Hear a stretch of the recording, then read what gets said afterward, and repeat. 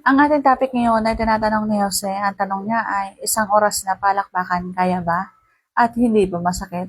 So natin pag-uusapan for today's video. Interesado ka bang malaman kung ano nga kasagot? Please keep on watching para bago yan. Kung bago ka pa lang sa akin channel, please consider to like this video and subscribe my channel.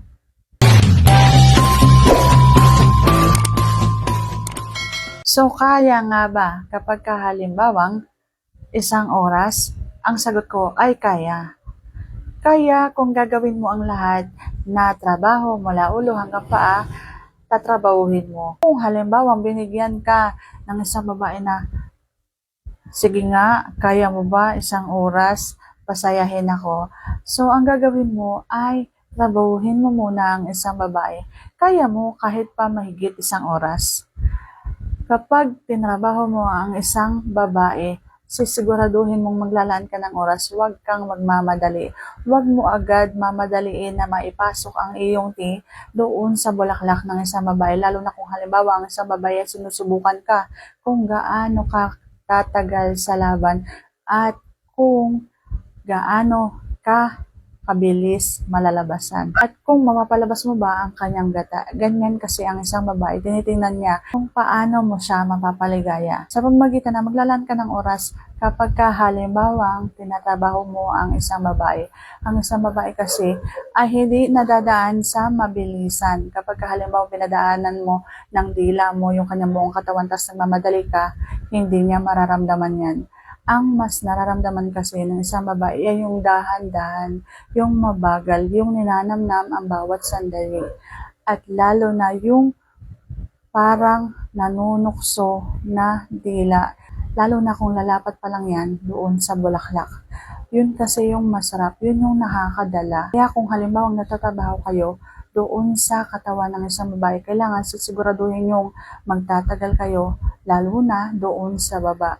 Yung mula hita, papunta sa singit, papunta dun sa bulaklak, yung ganyan. Siguraduhin yung maglalaan kayo ng panahon, ng oras, at hindi kayo magmamadali. Kasi alam ko naman na kapag halimbawang nakakaramdam na kayo ng sobrang pagkasabik, lalo na kung halimbawang gustong-gusto ninyo ang isang babae at gustong-gusto ninyong nakakakita ng bulaklak na nakatiwangwang yan sa pagmumukha ninyo, gusto niyo talagang ipasok yung inyong tea.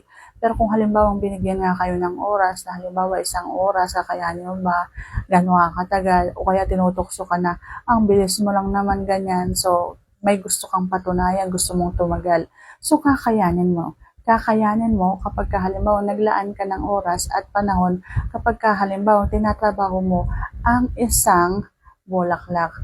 Pero kung halimbawang hugot baon isang oras, hindi mo kakayanin kung halimbawang walang trabahong nagaganap. Kapag halimbawa ang isang babae kasi tinatrabaho mo lang humuhugot baon ka sa loob ng isang oras, sigurado sasakit kasi mauubusan yan ng katas.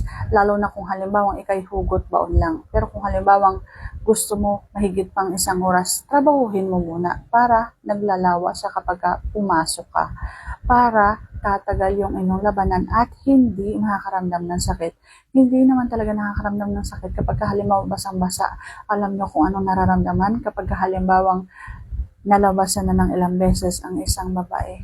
Yun ay nangingilo na kasi nga sobrang sarap na. Nung sarap na siya, tapos patuloy pang nilalagari yung kanyang bulaklak. Kaya hindi sasakit ang isang babae kapag halimbawa ang isang babae ay basang-basa at natrabaho ninyo ng tama.